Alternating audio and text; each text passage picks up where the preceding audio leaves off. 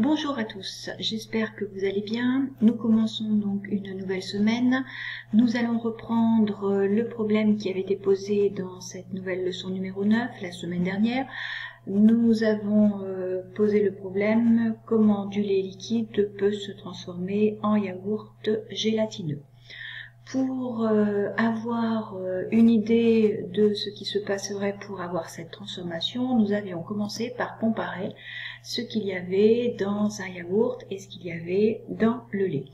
Et lorsque nous avons fait cette comparaison, nous avons remarqué qu'il y avait dans le yaourt tous les éléments présents dans le lait, mais un élément n'apparaissait pas dans le lait, ce sont les ferments lactiques. Nous avons donc posé le problème suivant la semaine dernière, mais que sont ces ferments lactiques? Pour pouvoir ensuite expliquer à quoi ils serviront dans la fabrication des yaourts. Pour savoir ce que sont les ferments lactiques, vous aviez à réaliser l'activité numéro 24. Dans cette activité numéro 24, vous aviez des informations complémentaires, c'est-à-dire que quand on ouvre un yaourt, on ne voit rien de particulier dans ce yaourt, ni dans le petit liquide qui surnage souvent votre yaourt.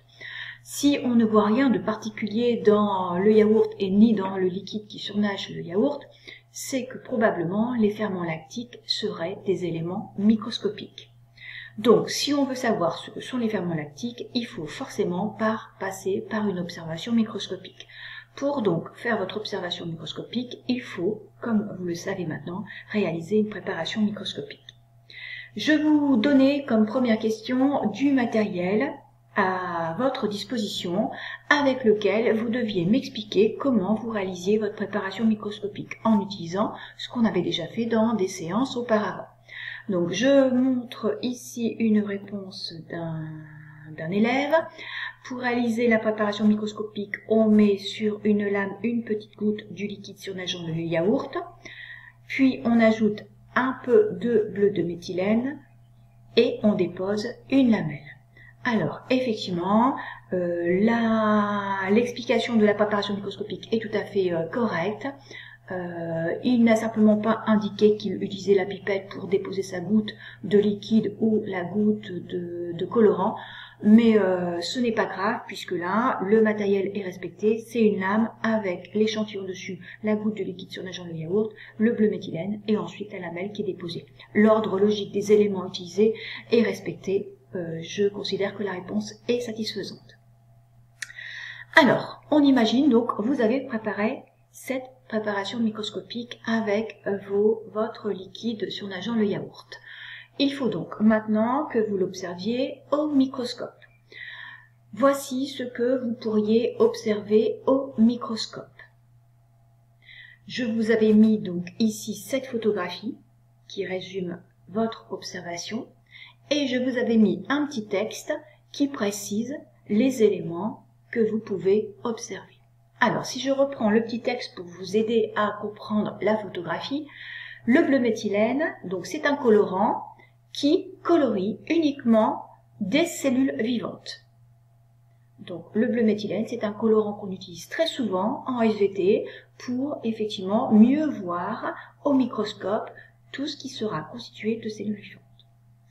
Dans le cadre de l'observation d'une goutte de yaourt, on observe en bleu une forme en bâtonnet, ce sont des lactobacilles.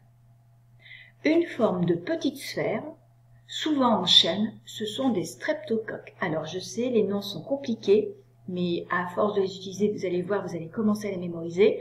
Donc je répète, on voit des lactobacilles en forme de bâtonnet, on voit des streptocoques en forme de petite sphère. Ces éléments sont des bactéries. Voici les réponses proposées par un élève. Il le propose donc en A, ici, tout ce qui correspond au final à ce qui est clair dans la préparation microscopique au surnageant du yaourt. Alors effectivement, c'est bien la goutte, le liquide que vous avez placé sur votre préparation microscopique que l'on va voir en fond clair de votre préparation au microscope. Ensuite, en B, nous avons ce qui est proposé, lactobacilles, autrement dit des éléments allongés en forme de bâtonnet. En forme de bâtonnet, effectivement, c'était bien des lactobacilles, c'est bien la réponse en B. Ensuite, ici, nous avons des éléments que propose votre camarade sous le nom de streptocoque. Éléments en sphère, souvent en chaîne.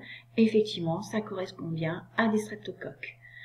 Et on vous disait à la fin dans le texte que ces éléments observés en bleu étaient des bactéries. Donc effectivement, les lactobacilles et les streptocoques sont tous les deux des bactéries. Donc on pouvait mettre en des bactéries. Donc voilà pour la réponse au niveau de votre observation microscopique. Donc quand on observe un surnageant de yaourt au microscope, on observe des bactéries au microscope. Ces bactéries sont de deux types, en forme de bâtonnet des lactobacilles et en forme de petites sphères des streptocoques. Ensuite, petite question, indiquez ce qui manque au document pour qu'il soit complet, quelque chose que l'on a vu, revu lorsque vous aviez des documents à compléter de ce type en cours. Effectivement, il manque un titre. Donc, si vous aviez eu à proposer un titre, on aurait pu indiquer, par exemple, observation microscopique ou photographie, puisque à chaque fois on commençait par le type de document. Donc, photographie des ferments lactiques du yaourt. C'était un titre proposé. Je ne vous demandais pas de proposer de titre. Je sais que certains d'entre vous l'ont fait. Moi, je m'attendais simplement à ce que vous me disiez qu'il manquait un titre. Voilà. Et enfin, dernière question. Est-ce que vous pouviez me résumer au final ce que c'était que les ferments lactiques dans le yaourt? Les ferments lactiques sont des bactéries. Alors c'est probablement quelque chose qui a pu vous surprendre, que l'on trouvait des bactéries dans le yaourt. Et oui, les ferments lactiques sont bien des bactéries. Mais si on trouve des bactéries dans le yaourt, et on va le compléter un petit peu dans la leçon, ça veut dire que ces bactéries, comme on mange des yaourts, elles ne nous rendent pas malades. Donc les ferments lactiques sont des bactéries particulières qui cette fois-ci ne nous rendront pas malades. Alors je pense que vous devez vous souvenir du terme qu'on avait utilisé dans la leçon précédente. Quand on a des microbes qui nous rendent malades, on disait qu'ils étaient pathogènes. Dans ce cas-là, les ferments lactiques présents dans les yaourts, qui sont des bactéries, seront des bactéries non pathogènes, c'est-à-dire qui ne nous rendent pas malades.